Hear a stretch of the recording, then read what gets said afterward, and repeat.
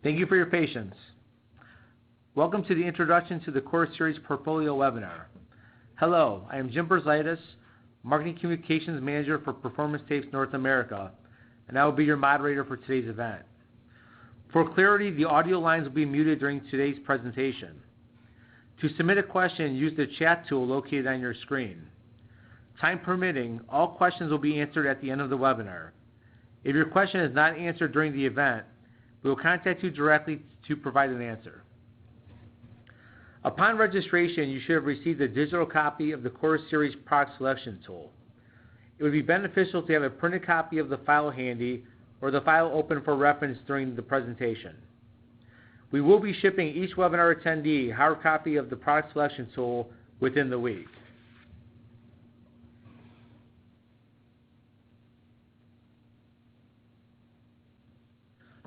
Today's presenters are Avery Dennison Performance Tapes Application Engineer Scott Krusinski and General Industrial Product Manager Deanne Lewis.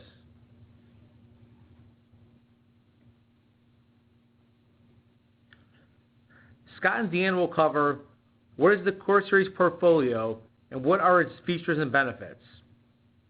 They will also cover information about the Core Series Product Selection Tool, the 4 key steps to adhesive selection and what you need to know, and how to navigate the Core Series Product Selection Tool. We'll then wrap it up with a few comments and a question and answer session. I will now hand it over to Deanne to take away the presentation. Thank you, Jim, and welcome everyone to the Core Series webinar. We are honored to host this presentation to over 25 companies with participants from various functions, from customer service to VP of Sales and Operations. Over the past several months, we've had the opportunity to gain valuable insights from our customers on how we could organize our portfolio and provide valuable services that will ultimately allow our customers to win. We asked during the registration process, what is the #1 barrier that prevents your organization from quoting opportunities quickly? Overwhelmingly, the #1 response was pricing. In addition, there were several other obstacles mentioned, such as matching product recommendations with OEM specs, lack of pressure-sensitive adhesive knowledge, inexperience in estimating, slow response to technical support, and getting samples. We will address all these obstacles throughout the presentation, as the goal is to provide your organization with the tools to allow you to be the first to quote the right solution to meet your customer requirements. We want to help you meet the challenge. The solution is the Core Series portfolio. It's been designed to make it easy to do business with Avery Dennison and your customers. Our goal is to provide a tool to your organization that can help educate your entire team and your customer on the key informational needs that are required to choose the correct adhesive for the application. The Core Series portfolio is designed to provide a full breadth of adhesive technologies that will cover the majority of your application needs.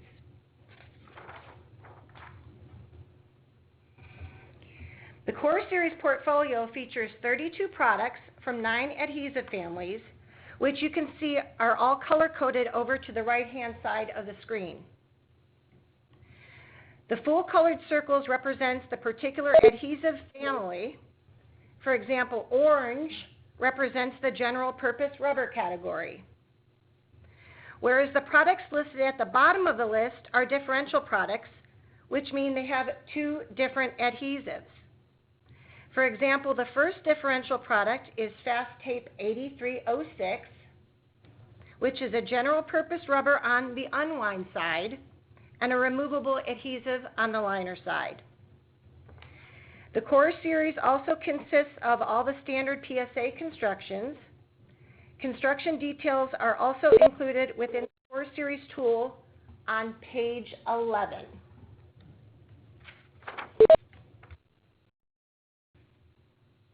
Okay.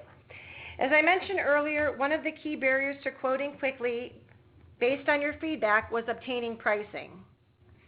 In order to address this, we have instant volume-based pricing that can be obtained from either your account manager or our dedicated application support line. Some of the other benefits of the program are 24-hour standard sample turnaround of a 9-inch by 30-foot sample. Samples can be obtained by visiting our URL, avydn.co/PT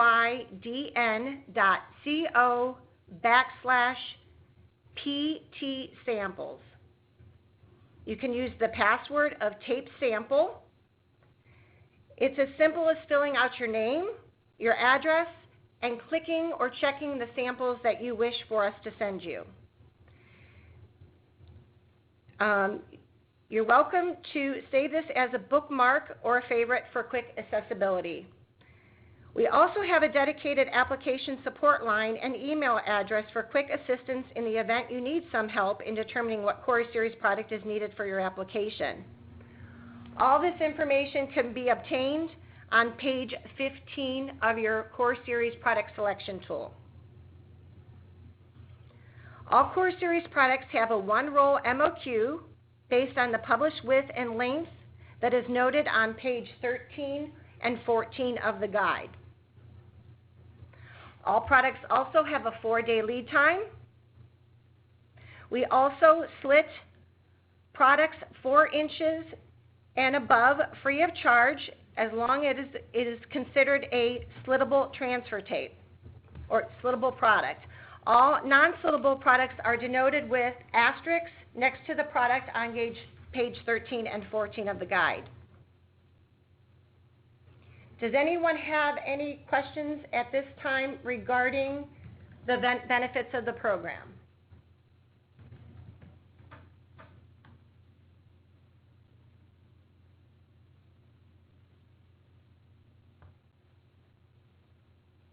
No questions?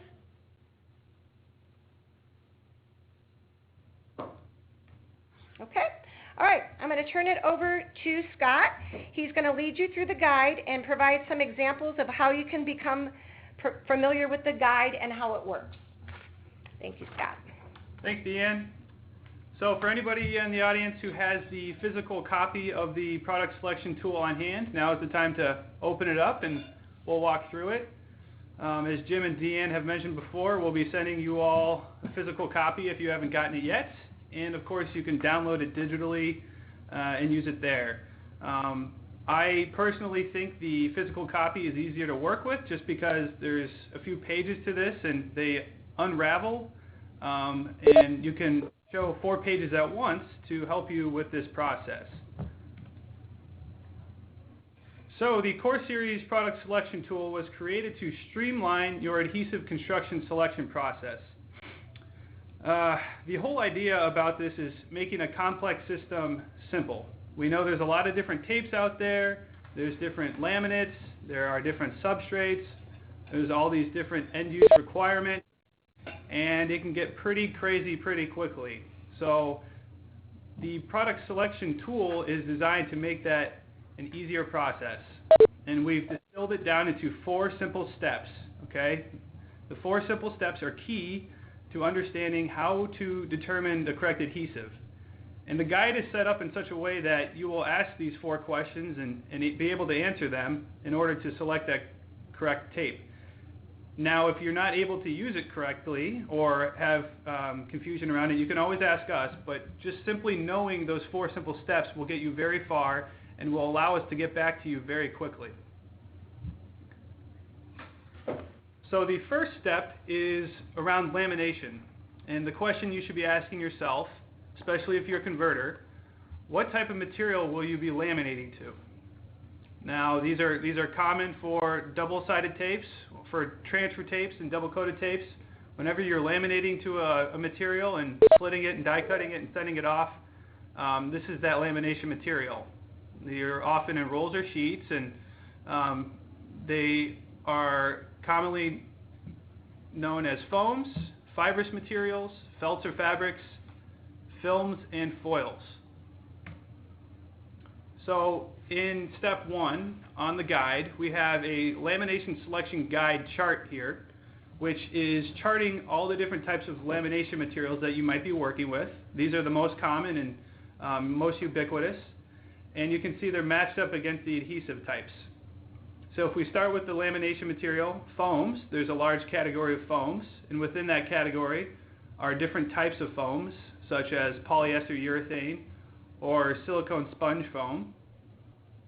We also have fibrous materials, and then films and foils. And films and foils are a little different than how the foams and fibrous materials work because they're plastics or metals, and for that we really want to be conscious of the surface energy of that, and we refer to the surface energy in the next chart, which I'll take you through in a second here. But if we go through an example here, let's look at polyester urethane, for example. It's the second column over, and you drag your finger down through it, you'll see that there are circles that are either filled or empty. A filled circle means it's recommended, or you'll have a high bond to it. An empty circle means it will not be recommended. So if we go down through polyester urethane, you'll see that general purpose rubber has a full circle, which would mean we would recommend that type of adhesive or that type of foam. While on the flip side, we have the high shear general purpose rubber, which is an empty circle under polyester urethane, and we would not recommend that type of adhesive for that foam. This applies to all different adhesives. If you're working with a tape first and you want to see what different types of foams you can work with, you can refer to that column and then drag across the row. So if you look at general purpose acrylic, halfway through the bottom there, you'll see that it has a half circle for polyether urethane, which means it still should be good.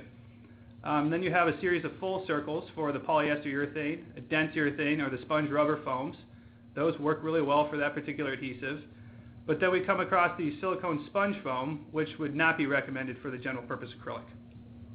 So that's step one, is what are you laminating to? And that is often a question you might have to ask your end user, what type of foam or material are you going to be using in your application? So next step is determining what type of substrate your laminated part will be bonding to, and that's specifically geared around the surface energy of that substrate. So here we have a laminated foam or felt or other type of flexible material you've laminated to that has been die cut out, and you need to stick it onto a substrate, and it's probably in your customer's process. And surface energy is probably the most important aspect of what you'll be bonding to. All right, so there are different types of surface energy categories. We have high, medium, and low, and then we also have extra low. High surface energy is very easy to bond to. High surface energy means that the adhesive can really dwell out onto that and get a really good grip or bond onto that substrate. Compare that to a low surface energy, which prevents the adhesive from really flowing over the top of the substrate and making intimate contact with it to get a good bond. Most tapes will bond well to high surface energy, but not all tapes will bond well to low surface energy. We also have a category that we're kind of creating here called extra low, and these are for rare materials such as Teflon or other silicone materials. Teflon, if you remember the saying, nothing sticks to Teflon, that's actually really close to being true, but we do have a particular adhesive type that will bond to that. So let's take it over to the chart here. So we have a surface energy selection guide chart, and we're categorizing again by high, medium, low, and extra low. So if you're confronted with an application and you're working through it with your customer and you ask, hey, what are you bonding this laminated part to? And they mention, well, it's aluminum. So you'll see there in the high surface energy category, aluminum is there. Most metals will be a high surface energy. And you'll drag your finger down through that column and you'll see that you have a bunch of full circles there, which means that all the adhesive types in the core series will bond to high surface energy material. Now let's look on the flip side though. Let's say your customer says they're bonding to a polypropylene molded plastic part. Well, you scroll across those columns and you see polypropylene is in the low surface energy category. And if you scroll down through those rows, you'll see that performance will drop off for some adhesives. So for example, the low VOC acrylic, the third row down, it should bond good enough to low surface energy materials, but it was not bonding as well as, say, high surface energy. If you scroll down farther to a different adhesive like our high performance acrylic, HPA, and you see that under the low surface energy category that there's an empty circle, we do not recommend that type of adhesive for this type of surface energy. And then I mentioned that nothing sticks to Teflon, so we have a trade name of that up next to the PTFE, which is the chemical composition of Teflon. And you can scroll down that column and you'll see that nothing is recommended for this type of material except for at the bottom, which is a silicone adhesive. And that is used in our FT9302 SF product, which is a differential, which has a silicone adhesive on one side and a general purpose acrylic on the other side. So we're moving through the process. We've asked, what are we laminating to? Now we're asking, what type of substrate are we bonding to? And that's where surface energy is concerned, and we've determined what type of adhesives bond to what type of surface energy. So the next question is, what are the other end-use requirements for this application? Okay, so you've laminated to a material, you've die cut it out, it's stuck to its part, but now we have to stay stuck. And that's where temperature resistance, humidity resistance, solvent and chemical resistance, and UV light resistance are important. In our chart, which I'll show soon, we have different temperatures listed, and we have different ratings on humidity, for example. Other criteria that you need to consider are shear, tack, and cost. Of course, not every tape is the same price, so you'll have to consider that as you move through the application. And then we also have an OEM certification finder, and this is specifically for automotive. Automotive OEMs create tape specifications where the tape needs to be tested to the specification. Avery Dennison Performance Tapes has a ISO 17025 certified lab that allows us to test to these specifications and issue certification. You can find our OEM cert finder on our website and download those certs to facilitate your tape selection process. So if we take it to the application requirements guide chart, you'll see here that we have the different end-use application requirements across in columns. So the first one up is maximum surface temperature. And here we're actually listing what those temperatures might be. This is for applications that are exposed to this temperature for long term. We're talking days and weeks, right? So if you're underneath the hood of the car, you're exposed to much higher temperatures than something that is always inside a room temperature environment. And different adhesives have different temperature abilities. So for example, the general purpose rubber, we only suggest that you use that adhesive when you're encountering application temperatures that are 160 degrees Fahrenheit and below. And you can compare that to something like our high performance acrylic, HPA, which can resist temperatures around 400 F long term. Now the same story goes for humidity, solvent, and UV resistance. We don't have specific measurements on that, but we have general guidelines for it. So as an example, again, not to beat up on our friend, the general purpose rubber, but it's not great for humidity resistance or UV light resistance. And on the flip side, if you look at our high performance acrylic, our HPA, it is excellent at resisting humidity, solvent, and UV resistant. And then we have other categories you can consider further on, like shear, tack, and price. So the final step to this 4-step process is picking the tape construction, and this is a 2-part question. This is a question for converters to consider that's best for their process, but also for end users, the converters' customers, to think about. So the tape construction is one of those, and we have a variety of constructions available in the core series. We have transfer tapes, both single liner and double liner. We have double-coated tapes with a carrier, and those are polyester film carriers, but we also have tissue carriers. And then we also have that differential tape category that Deanne mentioned earlier, and this is a double-coated tape that has a polyester carrier, and it has 2 different adhesive systems on either side. And the final category is a single-coated tape. This is the tape that we provide that already has a face stock laminated to it. An example of this would be a foil tape or our flock tape. The next portion of this step is to pick the right liner for the application or for your process. So we have 5 different liners available in the core series. That includes paper, polycoated craft, 12-point board. 12-point board is very much like a cardboard. It's very thick and stocky. We also have polypropylene liner and polyester liner. And these all have different benefits. I would say the most common is paper because it's the most economical, but it doesn't have great humidity resistance. So maybe you need something that is, you're converting in a very humid environment like Mexico, and you need a very humid resistant adhesive or liner. You could select polypropylene or polyester to best serve your purposes.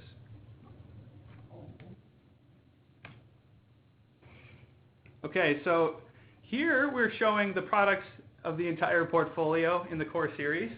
We have a general purpose category, and we have a specialty products category. As you move down the side of those, you'll notice the adhesive family listed. So we have the general purpose rubber listed, we have the high shear general purpose rubber, all the way down to the high performance acrylic. And within those adhesive categories, we have specific products. Okay, so looking at general purpose rubber, we have FBR 1950, which is a transfer tape version of that adhesive. And we also have a double coated polyester version of that adhesive under the product name FBR 8950. As you move across that chart, you'll see we have different liner options available as well. So just for FBR 8950, which is that transfer tape with the general purpose rubber, we have it on an 80-pound white craft, which is a paper liner. And we also have it on the natural 12-point board liner, which is that thick liner that provides stability if you had a bunch of kiss cut die cuts on there and your customer wanted to hold a sheet of that to pull off those die cuts and apply really quickly. So that's pretty much how the entire portfolio works in that regard. We also have the spec number, which is a 5-digit code that you can refer to in purchase orders to be very specific about what product and liner you want. The MOQ information is on there. As Deanne mentioned before, it's all one roll, and the dimensions are right next to it. So for this particular product of 57512, the 80-pound white craft version of FBR 1950, it's available in one roll at 54-inch by 540 feet long. And then all the products listed in here have a lead time of 4 days. Then there's a little more information about the thickness of the product, such as the adhesive thickness and the liner thickness and the total thickness. We also have product data sheets available to download which share more information that you might need. If we keep moving on, you'll see specialty products. We have a category for differential products. Again, that's where we have a double-coated tape with 2 different adhesives. We have a double-coated foam category where we have adhesive families that are coated to a thick polyethylene foam, and that's usually for bonding 2 rigid materials together, such as a soap dispenser. We have a single-coated foils category where we have several different adhesive families with different foil thicknesses. And then we also have a flock tape that uses our high-performance low VOC acrylic.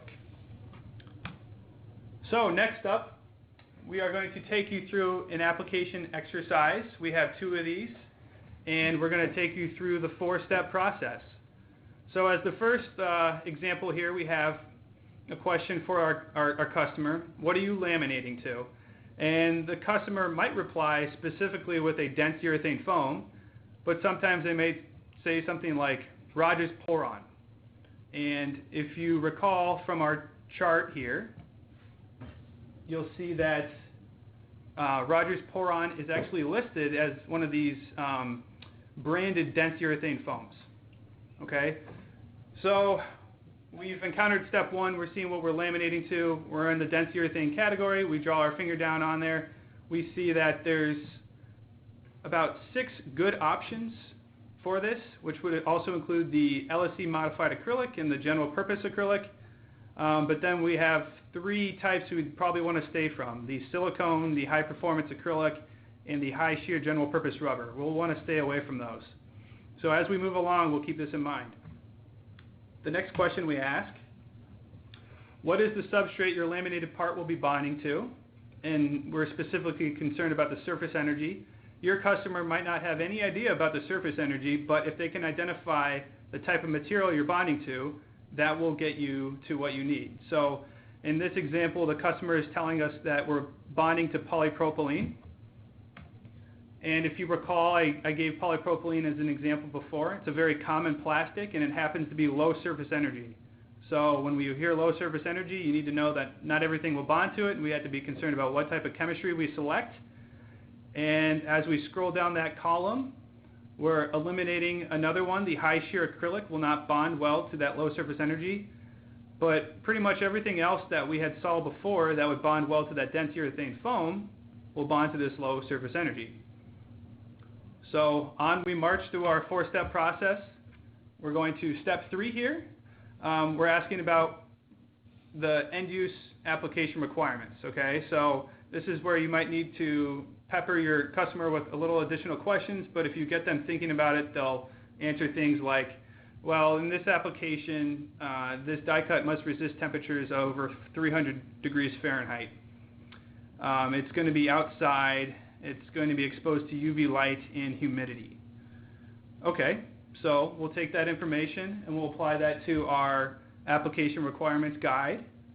So we heard 300 degrees Fahrenheit, so I scroll my finger down that maximum service temperature, and you can see we're eliminating the general purpose rubber, we're eliminating the high shear general purpose rubber, and the low VOC acrylic.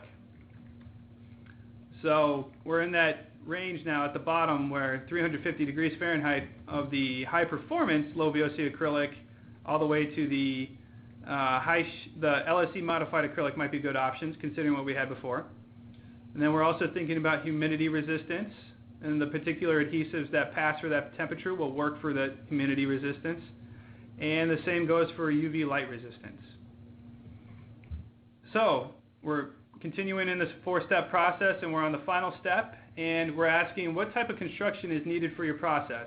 This might be a question you're specifically asking to the end user, or if you're a converter, you know your process and you might want to be die cutting a part in a certain way, but your customer responds that, well, this is a complicated die cut shape, and we've had issues in the past where paper liners have been tearing, and we don't want that tearing because it slows our process down. We need a liner with excellent tear resistance.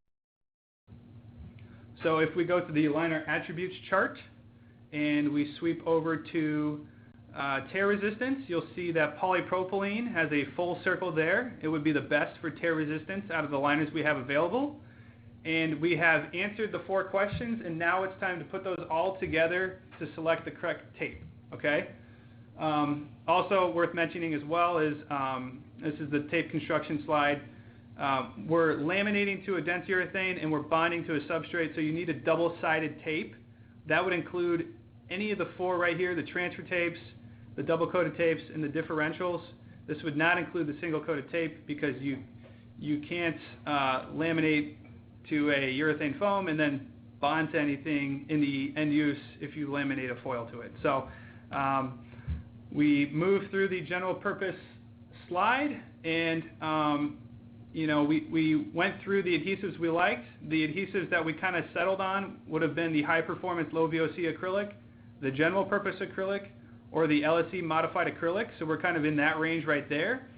And we're looking for the liner type. So we see a 4 mil white polypropylene liner on the FT 1943 Polypro, or PP. And if you actually end up looking throughout the whole course series, that polypropylene liner is only available on that product. So we're selecting the 1943 PP. And just to confirm, when you selected it, you take it back through the process. Oh, it can resist these temperatures. It's good at humidity resistance. It can resist UV light. It can bond to dense urethane foams, and it can bond to polypropylene. We've got a pretty good product here. I'm feeling pretty good about it. Let's move ahead with this. So that was exercise number 1. And we'll take you through another one here. So starting again with the 4-step process. What are you laminating to? And the customer responds with a silicone sponge foam. Silicone sponge foam is usually used in difficult environments because silicone is a very resilient material. Let's see how well we could bond materials to it. So if we go to the lamination selection guide and we scroll over to silicone sponge foam, we see a lot of empty circles there. We scroll down to the bottom and we see that the only adhesive type that we would recommend for this type of lamination material is a silicone adhesive. So we have that in mind. We'll move on to the next question. What is the substrate you're bonding to, and specifically what is the surface energy? And this will happen quite a bit actually. The customer responds with, well, I actually don't know what the substrate is going to be. Our customer is saying that the plastic part might be changing throughout the design process, but I got to get them a quote. So what can you do for me? So if the customer responds with, I don't know, this is where we actually have a category in the low surface energy section where it says unknown substrate. We're just going to assume it's low surface energy. And when we assume that, because that could be the worst case scenario. So this will drastically reduce the adhesive options we can select for this. You can see that high shear acrylic and high performance acrylic are cut out. You know, we're moving on with our process here. So step 3, are there additional end use application requirements? So they say it must resist temperatures above 200 degrees Fahrenheit and it occasionally will be exposed to solvents. Okay, so we take it through our application requirements guide portion. We find the maximum service temperature column. We drag our finger down there and we see that above 200 degrees Fahrenheit, pretty much everything will work except for the high shear general purpose rubber and the general purpose rubber. And if you scroll over to solvent or chemical resistance, the same story holds true.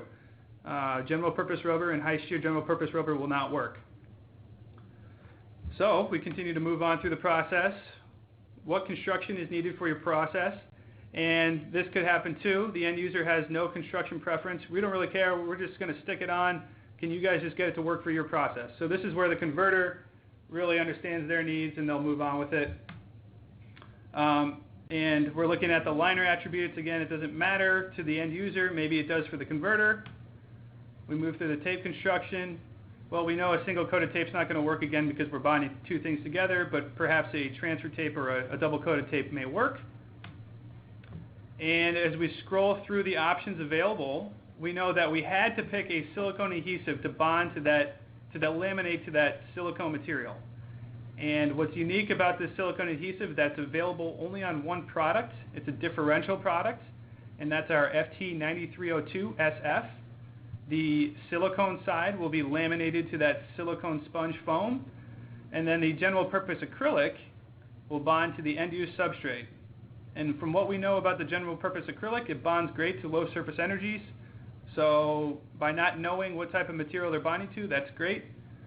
We think about the end use application requirements again, 200 degrees Fahrenheit, maybe some solvent resistance, and both the silicone and general purpose acrylic adhesives will do fine there. So we've selected our solution for laminating to a silicone sponge foam. That would be the FT9302SF.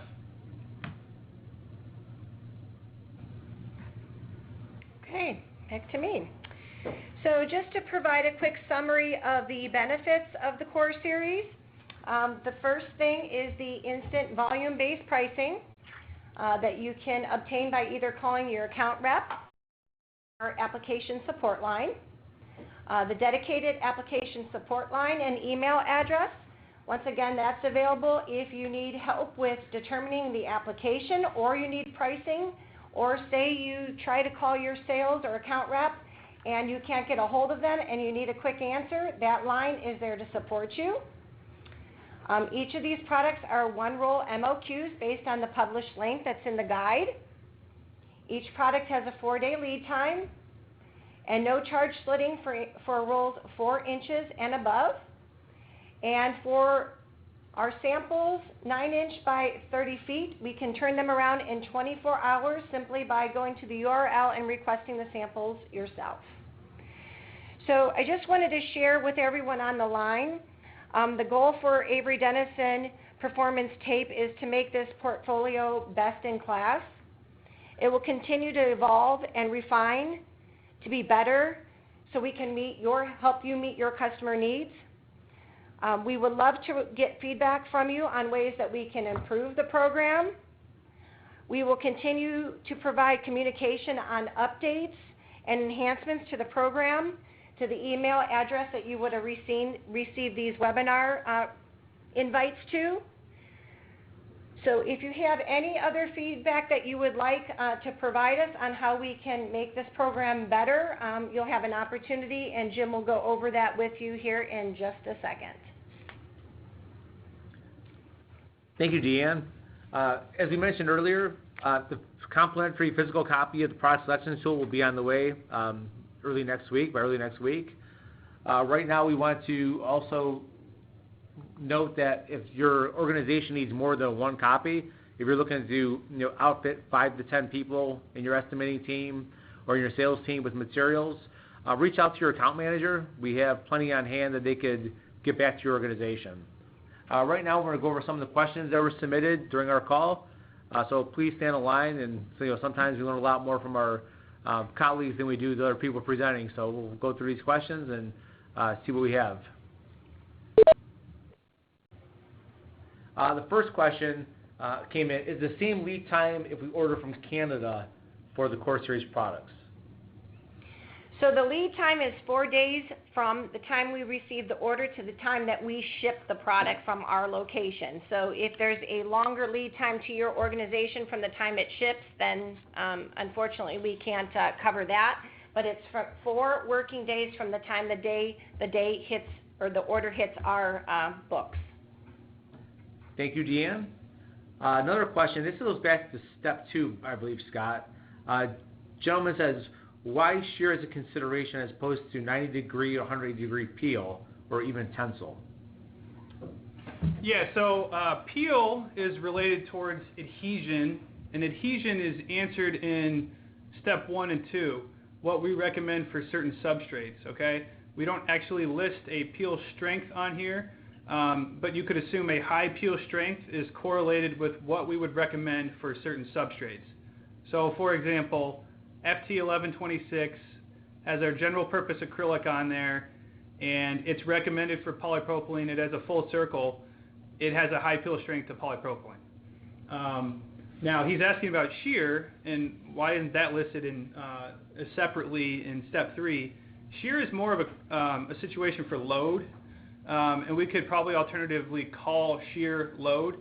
And an example I'll give for that is if you have a double-coated foam tape that's die cut out and it's holding a soap dispenser to a bathroom wall mirror, you might need some shear resistance in that because, or load, because the weight of the dispenser is pulling down on the adhesive. That's only in a cross-directional force compared to adhesion, which is how well does it actually stick. Or how high is the peel value?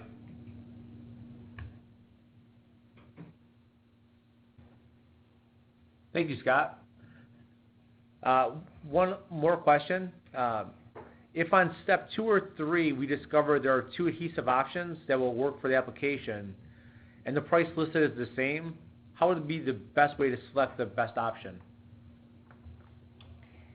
Well, I mean, this could be specific to the converter. Maybe you're already purchasing a tape, and if you're buying that tape already and you're not buying the other tape, I would just go with the tape you're already buying. Now, if the price is actually listed as the same in that chart, doesn't mean it's actually exactly the same. It's generally the same. So with the Core Series portfolio, many of you have volume-based pricing with specific price points on there, and that's how you can determine the best option for you. You could also pick different constructions that would serve your process better. Maybe you like polycoated kraft instead of paper liner when you're converting. So it's kind of a nuanced question. There's a lot of different options that can come out of that. Thank you, Scott. We're going to try to answer this one to the best we can with the information we have. If it's not answered entirely, we'll reach out to the person who submitted it one-on-one. What's ordering pre-slit rolls versus master logs within the Core Series program, as well as dimensions on the Core Series products. For example, you have 54-inch by 180-yard roll. So I'm not sure if we're going to answer all that. We have to contact the person. Yes. So I'm going to try and answer this for you. Hopefully this will help. So basically, if you look on page 13 of the guide, you'll see in the middle column it will specify the width and the length that the one roll MOQ is around. So for example, the first item is FBR 1950, which is a non-slittable transfer tape. So you can see that that's denoted there with the asterisks in the column product. So you'll see there's 2 asterisks in there that are indicating that is a non-slittable transfer tape. So we would not offer to slit that to 4 inches. We would only sell that wide web. However, on the opposite side, if you look at FBR 8950, which is below it, that is a slittable double-coated product.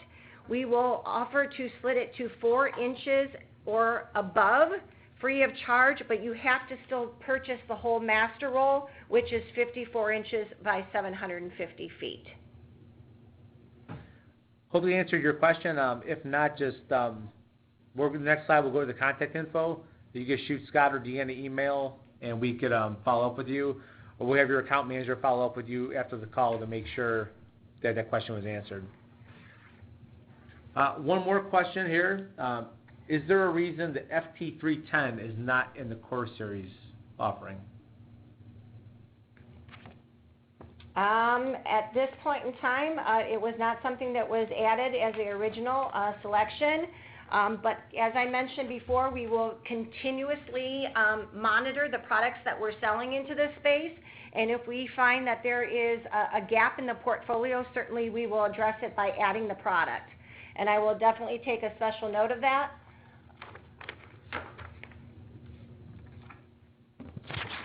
And that's an example of Deanne mentioned earlier about the portfolio evolving with your feedback. Things like that will definitely help to make sure that it's the best product you put out there for the converters. Is there another question about cross-reference? Or? We're going to move on right now to the contact information slide. As you see, there's Scott and Deanne's contact information and the support line around the Core Series. We mentioned in the chat earlier, much of the information that was shared today is located in the product selection tool, which you'll be getting, and you also have an electronic copy now. So in conclusion, once again, thank you for attending. Later today, you'll be receiving a post-event email. In that email will be an infographic highlighting the 4 key steps of the adhesive selection process that Scott went through. It could be a very valuable tool for your sales team to hand out to your customers so you get the information you need to quote effectively. And in that email will also be a short survey. As I said earlier, we truly do value your feedback, so please answer those questions so we can continue to improve and evolve the Core Series program. If you look at a copy of today's presentation, please contact your Avery Dennison Performance Tapes account manager. They have this information, and I'm sure that they'd be welcome to come in to present this to your team, to your whole team as well. Also, for your reference, we'll be hosting a Core Series webinar quarterly series throughout 2020. Each event will focus on one of the 4 key steps in the adhesive selection process. So we will go much deeper into what Scott was covering, and we look forward to you joining us for those webinars as well. So that is the end of today's presentation. Thank you again, and have a good day.